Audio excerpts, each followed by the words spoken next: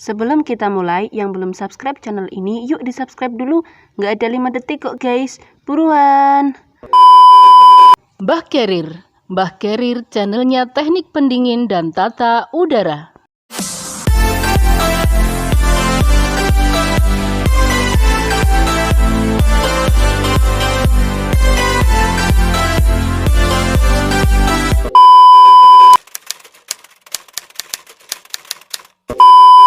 Langsung saja flashback sebentar tentang part 1 dalam pembahasan pendinginan dan pelembaban udara campuran. Diterangkan bahwa di ruangan tekstil itu ada 2 tata udara. Jadi di sini tata udara untuk menembak benang ya. Di part 1 sudah diterangkan kalau RH-nya terlalu rendah atau kering maka benang akan mudah putus. Kalau RH-nya terlalu basah atau terlalu tinggi maka benangnya akan kusut sehingga sulit diproses. Kemudian dari efek tata udara ini termasuk kalor pekerja, termasuk kalor lampu, kalor mesin, dan kalor saat mungkin pintu dibuka lalu lalangnya pekerja, kemudian kalor-kalor yang lain yang pada pembahasan sebelumnya ada 16 variabel ya sumber kalor di ruangan produksi. Maka pengkondisian ruangan ini akan dikendalikan oleh udara suplai 1. Pokoknya dari operator disetting sekitar itu. Kemudian untuk pemahaman awal biar kita tidak gagal fokus, udara yang akan didinginkan itu kemarin sudah disetting 31 ya. Ini kita buat ilustrasinya aja biar mudah. Saya menggunakan tulisan tangan ini dalam rangka pemahaman biar lebih mudah, karena nanti sedulur Mbah Carrier Channel harus mempraktekkan sendiri. Kita ambil diagram psikometriknya kemudian dipraktekkan gambar tersebut. Ini ya, nih pendinginan itu berarti T-nya kemarin akan turun. Ingat, ini ada hubungannya dengan T, maka ini disebut kalor sensibel atau kalor yang berubahnya itu temperaturnya ya akan naik atau turun. Untuk mengingatnya kita fokuskan kepada ST, sarjana teknik ya, ini temperatur sensibel. Nah ini cara mengingatnya ya. Jadi posisi udara itu akan didinginkan atau pendinginan, berarti temperaturnya diturunkan. Ini kalornya kalor sensibel. Tetapi dalam prosesnya kadang proses kalor sensibel akan berpengaruh terhadap kalor laten dan sebaliknya. Nah ini nanti kita perhatikan, kalor laten itu kalor yang hanya merubah fase atau bentuk dari cair menjadi uap, uap menjadi cair. Pendinginan kalau di diagram psikometrik maka arahnya itu ke kiri. Nah ini di sini nanti banyak ya, nanti bisa dibuka di diagram psikometriknya ini ya. Ini ada banyak garis. Nah ini di titik 6 ini yang 31,5 derajat Celcius itu kita tarik garis mengikuti garis horizontal ini ke kiri. Nah ini proses pendinginan itu arahnya ke kiri. Berarti yang turun apanya?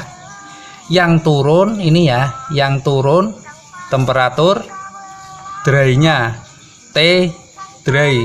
Nah ini T3. Berarti ini bisa jadi ini turunnya nanti bisa di bawah 30, mungkin sekitar 25 derajat Celcius. Nah ini ya. Nah ini kalau turun seperti ini maka kelembabannya justru naik. Ini kan kelembabannya di sini nih. Nah ini ya. Nah kelembabannya justru naik. Nah ternyata kalau 6 itu didinginkan lebih, ternyata udara posisi 31,5 derajat Celcius akan mulai mengembun pas di garis jenuhnya ini ketemu sekitar 21,5 derajat Celcius. Jadi kalau udara 31,5 derajat Celcius dilewatkan koil pendingin yang lebih rendah dari 21, maka udara itu mulai mengembun atau kondensat. Nah, ini logikanya seperti ini ya, logikanya seperti ini. Contohnya di AC ya, di AC itu kadang kita melihat ada tetesan ya, ini ya, ini udara dilewatkan 31,5 derajat Celcius dilewatkan, kemudian keluar ini berarti T-nya akan turun. Kalau koil pendinginnya itu tadi di bawah 21, misalnya koil pendinginnya kerjanya sekitar 18 derajat Celcius. 18 derajat Celcius lebih rendah dari 21 tadi ya, ini yang 21. Maka udara itu akan mengembun ya, akan mengembun. Lah ini keluar lewat drainase, makanya jangan kaget kalau di AC ada tetesan air. Lah itu air dari kalor udara yang diambil oleh koil pendingin. Lah ini mungkin bisa jadi air ini air keringat Anda.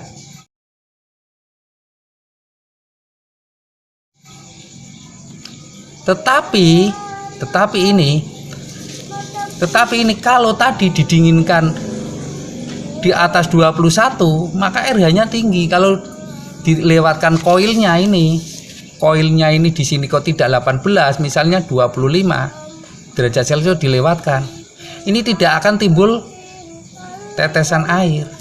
Nah, ini kalau timbul tetesan air nih, kalau ruangan itu ada tetesan air yang dibuang, maka ruangan itu RH-nya akan turun atau kering.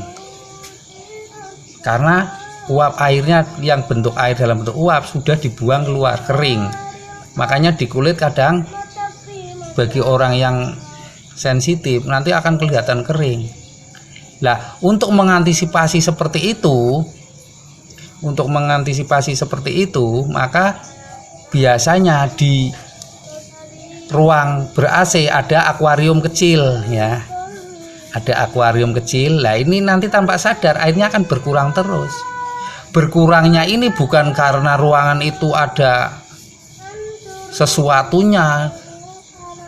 Ada sesuatu dalam artian itu singit ya atau mistik, bukan, tetapi karena ini menguap. Karena udara tadi didinginkan lebih dari temperatur 21,5.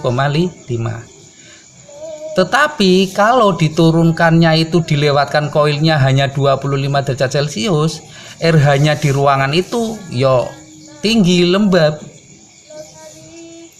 Maka bagi orang-orang yang suka sesak napas itu juga tidak sehat. Nah itu makanya di ruang AC ini bagaimana kita mensikapi. Tapi rata-rata di setting itu nanti di bawah temperaturnya nyaman seperti itu ya. Kita lanjut ya.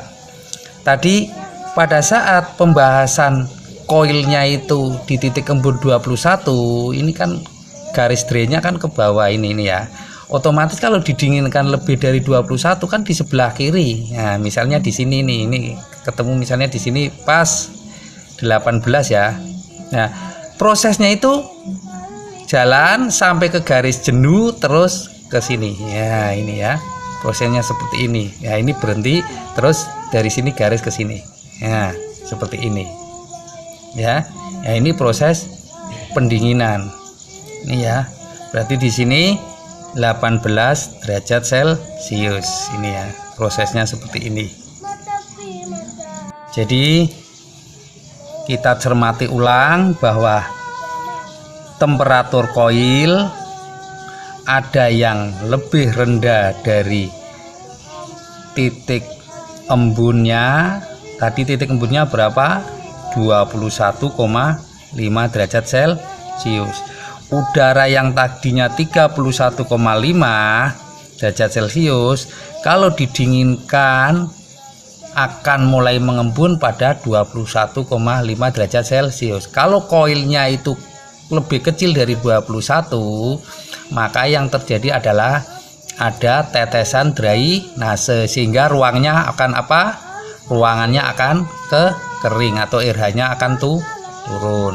Kemudian kalau T-nya di atas 21,5 derajat Celcius, tadi koilnya diumpamakan berapa? 25 derajat Celcius, maka ini RH-nya akan tinggi atau naik, atau RH-nya ruang itu menjadi basah karena tidak ada tetesan drainase.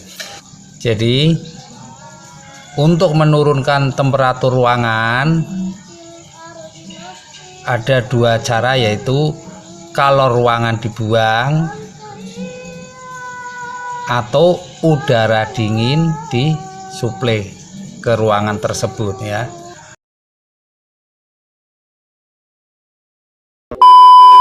Ya, proses pendinginan yang seperti ini ya, ini didinginkan lebih dari titik embunnya 18, maka arahnya seperti ini terus mengikuti garis jenuh. Ini terjadi pada proses pendinginan yang ideal.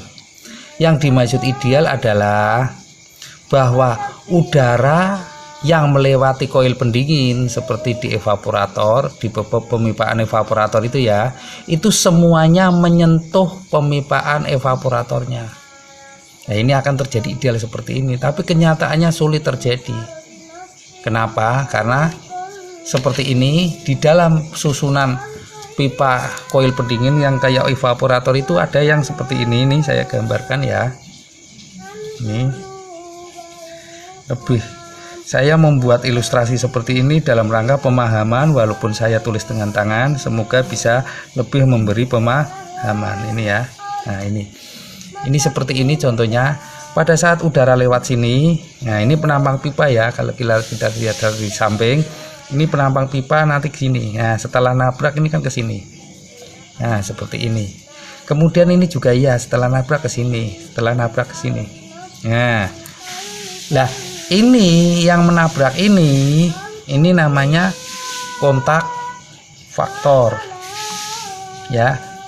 Kontak faktor itu adalah udara yang menyentuh pipa pendingin dibagi jumlah total udara yang lewat. Kemudian ini ada yang tidak lewat ini ya, di sini. Ini namanya nanti disebut BF, bypass faktor, yaitu udara yang tidak lewat atau tidak menyentuh pemipaan koil pendingin.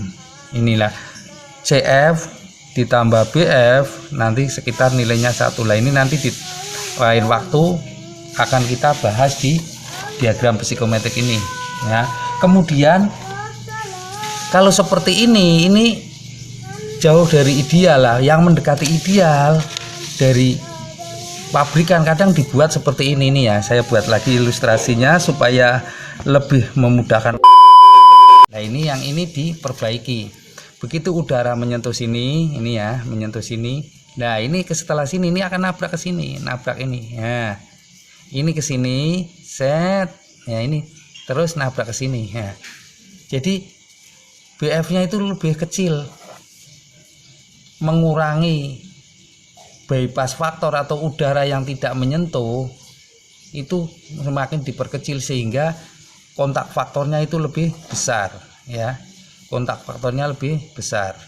Nah, ini seperti ini salah satu yang perbaikan yang ada di lapangan tentang susunan pemipaan koil pendingin atau evaporator. Berikut aplikasi diagram psikometrik proses pendinginan udara.